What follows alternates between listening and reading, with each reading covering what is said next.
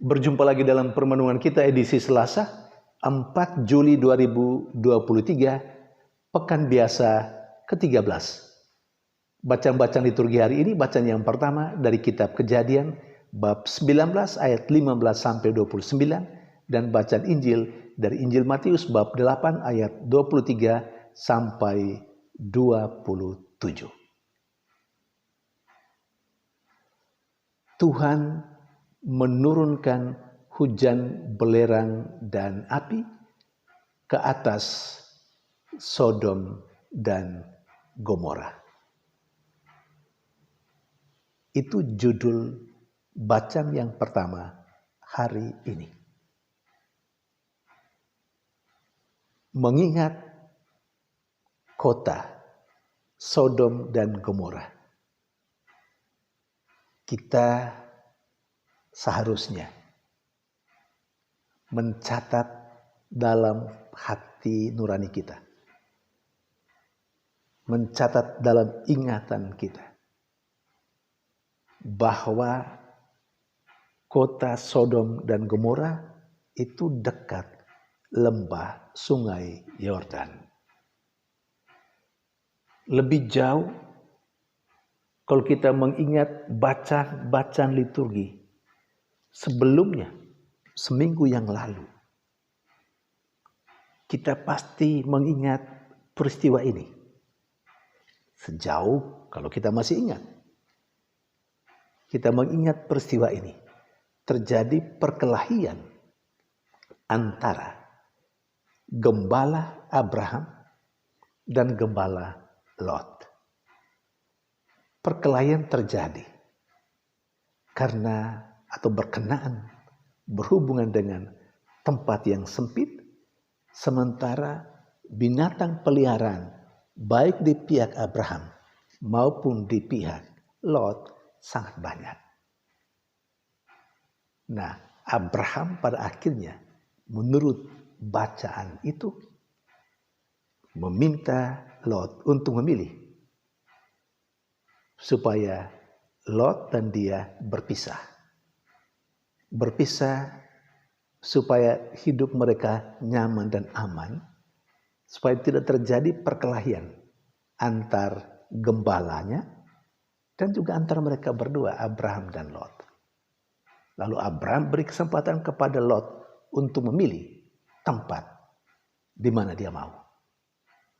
Dan ternyata Lot memilih tanah dekat lembah sungai Yordan.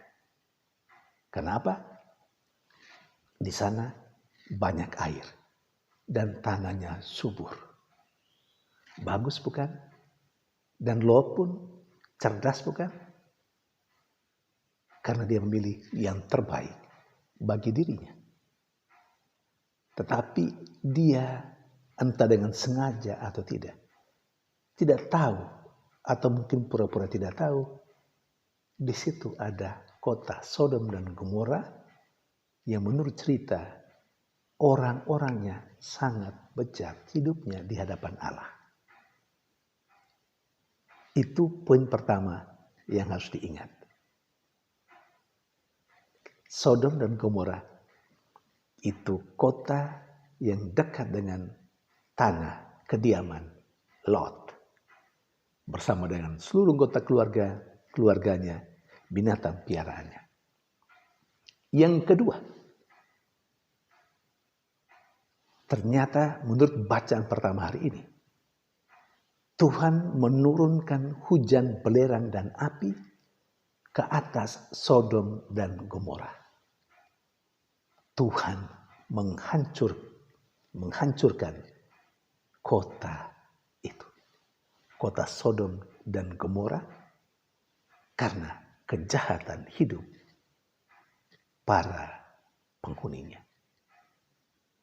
Dan yang terakhir, yang ketiga, dan itu menjadi poin penting dalam bacaan pertama hari ini.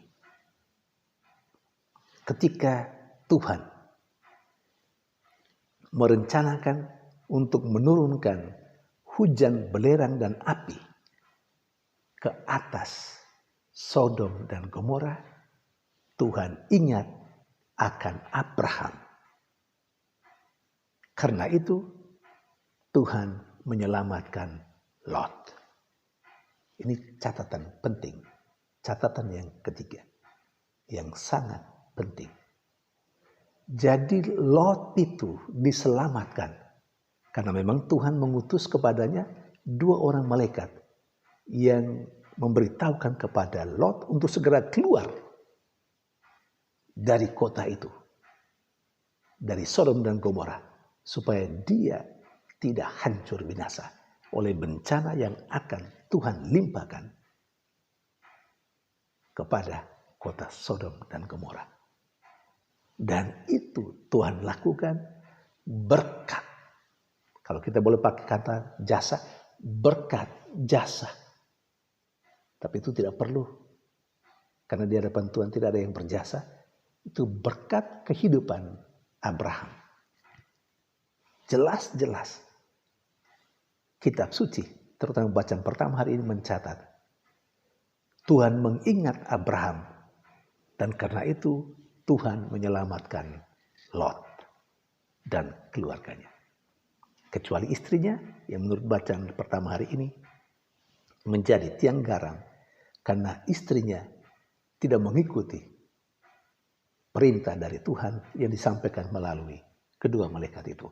Dia menoleh ke belakang dan dia berubah menjadi tiang garam. Saudari dan saudara yang terkasih, hidup jahat di hadapan Tuhan. Terkadang kita dalam kehidupan sehari-hari mempertanyakan kebaikan Tuhan, keadilan Tuhan. Kok orang yang jahat kok dibiarkan hidup terus, sementara orang-orang yang baik itu kok menderita terus. Begitu kan? Peristiwa Sodom dan Gomora mengingatkan saya dan Anda dan kita yang biasa mempertanyakan keadilan Tuhan. Karena kita mungkin merasa tidak adil Tuhan ini. Orang yang baik-baik mengalami penderitaan dan orang yang jahat dibiarkan hidup. Peristiwa Sodom dan Gomora mengingatkan kita. Tuhan akan menghancurkan hidup orang yang bejat di hadapan Tuhan. Kalau bukan di dunia ini, di hari terakhir. Itu pasti. Karena apa yang kita taburkan, atau apa yang ditaburkan, itulah yang akan dituai. Karena itu, baiklah kita mau hidup seperti Abraham. Kita mau memiliki iman dan menghayati iman seperti Abraham.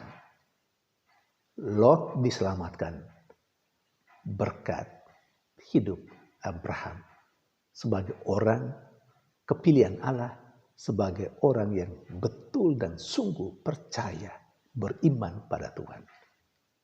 Dan itu membawa berkat tidak saja untuk Abraham dan keluarganya, anak-anaknya, tapi juga dengan membawa berkat untuk Lot dan keluarganya serta keponakannya itu bersama dengan seluruh yang dimilikinya. Maka marilah kita terus menata kehidupan yang baik di hadapan Tuhan. Marilah kita terus menata kehidupan beriman kita, kesetiaan dalam iman kita pada Tuhan. Kita ingat kehidupan yang baik yang kita kembangkan, kita bangunkan dalam diri kita, tidak saja berguna untuk diri kita, tapi juga untuk anak cucu kita, untuk sahabat-sahabat kita yang dekat dengan kita, untuk anggota keluarga kita. Seperti Abraham, seperti Lot mendapat berkat dari Tuhan karena Abraham. Hidup Abraham yang baik dan sebagai orang beriman pada Tuhan. Ayo, mari kita sebagai orang tua tata kehidupan kita sebagai orang tua yang baik. Sebagai seorang suami, tata kehidupan kita sebagai seorang suami. Sebagai seorang istri, tata kehidupan kita sebagai seorang istri yang baik. Karena semuanya itu mendatangkan berkat bagi kita dan juga bagi anak cucu kita, bagi orang-orang yang kita cintai, anggota keluarga kita. Tidak sia-sia menata kehidupan yang baik saat ini. Sementara dalam bacaan Injil, Yesus menegur para muridnya yang kurang percaya kepadanya. Mengapa Yesus menegur mereka? Itu berkenaan dengan peristiwa angin ribut yang melanda para murid dan Yesus ketika mereka berlayar di danau.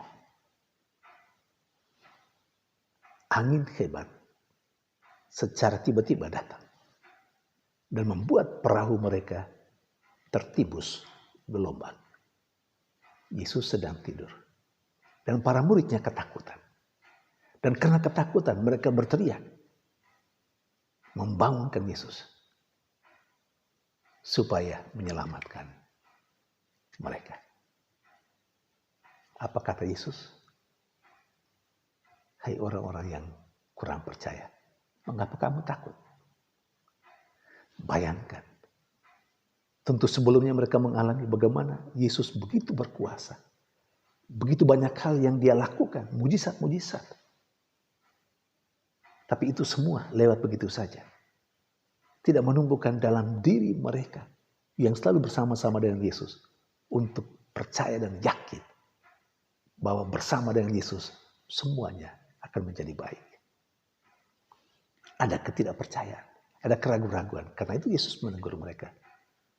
Mengapa kamu takut, hai orang yang kurang percaya? Saudari dan saudara yang terkasih, kehidupan kita sama seperti kehidupan para murid dulu. Yesus sebenarnya ada dalam sebuah perahu yang sama dengan mereka. Tapi mereka masih takut.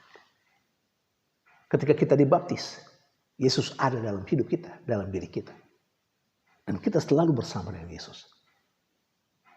Tapi keyakinan kita, kepercayaan kita pada Yesus hampir sama dengan apa yang Yesus tegur dalam diri para muridnya.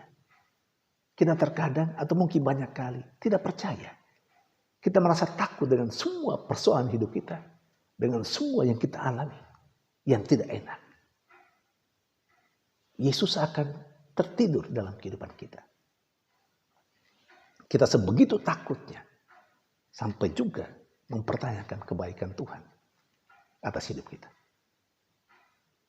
Kalau Yesus menegur para muridnya, waktu itu Yesus pun akan menegur kita, saya dan Anda, yang sekalipun tahu bahwa Tuhan itu, Yesus itu ada bersama dengan kita, tapi masih kurang yakin, masih kurang percaya. Dan karena itu ada ketakutan demi ketakutan. Ada kegalauan demi kegalauan dalam hidup kita. Kita belajar dari apa yang dilakukan Yesus. Yesus menegur para muridnya. Yesus pasti menegur kita ketika kita menjadi kurang percaya atas kehadirannya yang mau menyelamatkan dan menolong kita dalam setiap peristiwa kehidupan kita. Terutama peristiwa yang menantang hidup kita. Dan yang kedua, ketika Yesus menghardik angin itu, maka danau menjadi teduh kembali. Mau dikatakan kepada kita, para muridnya akhirnya mengalami rasa damai, tenang. Karena Yesus melakukan sesuatu dalam pelayaran mereka. Demikian juga akan terjadi dengan kehidupan kita. Kita akan memperoleh keselamatan, keteduhan, ketenangan dalam hidup. Kalau Tuhan mulai melakukan sesuatu untuk hidup kita. Karena itu, yakinlah Tuhan yang ada dalam diri kita, Tuhan yang berdiam dalam hati nurani kita, akan tepat pada waktunya menolong dan membuat kita selamat. Membuat kita mengalami rasa damai dan tenang, mengarungi gelombang kehidupan kita. Ayo, mari kita terus bertumbuh dalam iman akan Tuhan. Tetap yakin, seperti apapun persoalan hidup kita akan terselesaikan oleh Tuhan. Tuhan memberkati.